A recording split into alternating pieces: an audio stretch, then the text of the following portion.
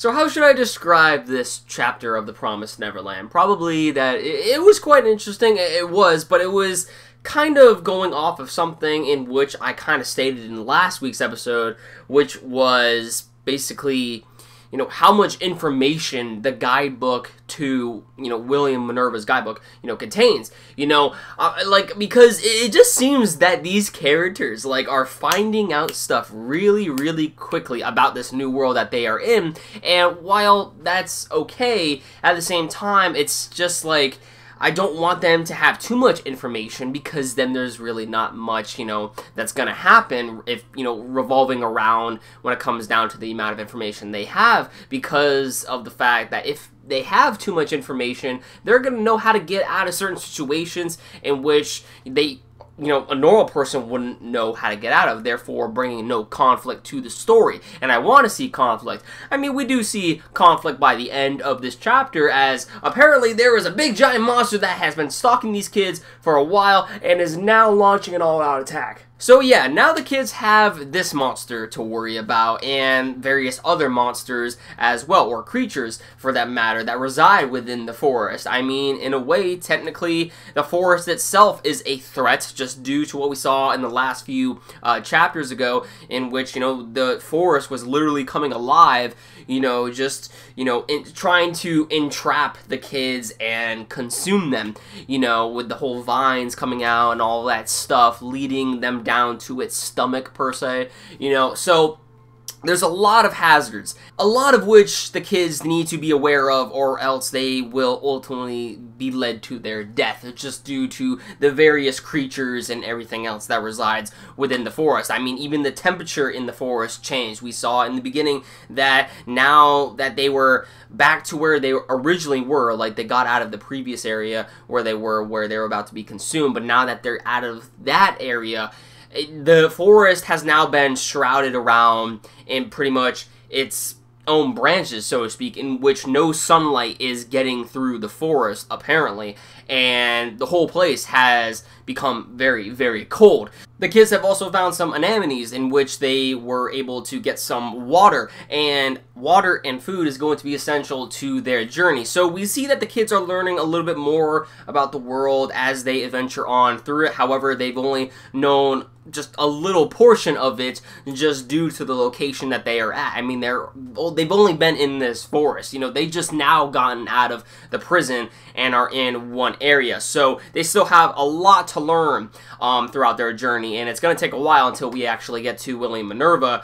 But the thing is though, while we see that eventually Ray and also Emma are able to find out how exactly the guidebook works, now, Emma and Ray are able to open up the William Minerva pen, and as we knew, it would bring up a map filled with coordinates. And as we know, the guidebook has something to do with it as well, and we find out that using the guidebook, along with deciphering the coordinates, thanks to the guidebook, you are able to actually get a message back in return by William Minerva itself. It's almost like you kind of enter it in the same way as the password on the computer, you know, so that was kind of cool. I like how they did that. And we get a message back in return from William Minerva himself, and he basically states to everyone that if you need my help, here are my coordinates. So basically, this is going to be kind of like a puzzle until we actually get to William Minerva's location.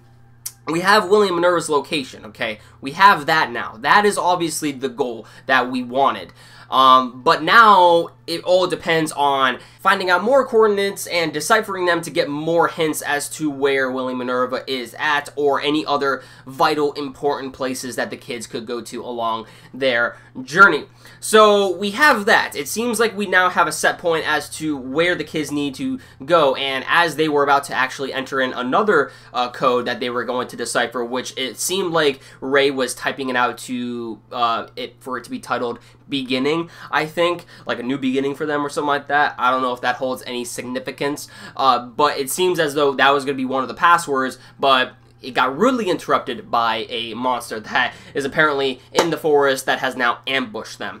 So there was quite a bit of stuff that we actually learned a little bit within this chapter of The Promised Neverland, but at the same time, I kind of feel it's like something that we kind of expected out of this and have already seen so far, so at the same time, there's really not much new information that we got here. However, if you didn't pick on some of the stuff before or predicted as to what, you know, the guidebook could contain, then there's definitely a lot of information here that you probably picked up right now. But this is something that I kind of expected to see what would happen with, you know, regarding the coordinates and all that and finding out Willie Minerva's location. So this was to be expected. So there really wasn't anything new for me that I found out personally, though.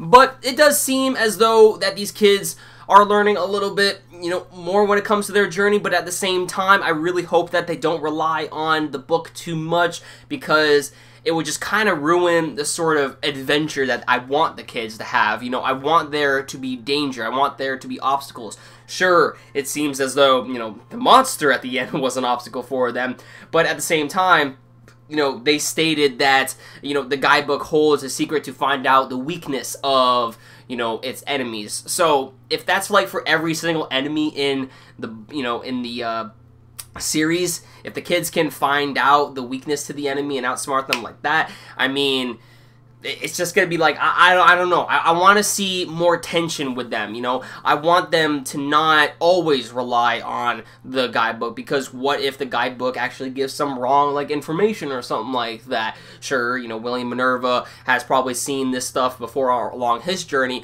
but I want to know how much they can actually rely on the guidebook, because, I mean, again, for all we know, you know, the guidebook could contain coordinates to William Minerva's location. However, we later find out it's not William Minerva's location, and actually it leads the kids to a danger zone, so to speak. So I don't know. I just want to see more tension. That's all. That's all. Because so far what The Promised Neverland is doing a pretty good job. But I just don't want it to seem as though this, you know, guidebook is so convenient that it destroys the overall plot. So hopefully we see that, you know, not too much is going to revolve around the guidebook, and hopefully our kids in the story can actually find out how to get out of certain situations and learn about the world without the guidebook, you know, at least, you know, for the majority of the adventure, but they will have to rely on it to some extent.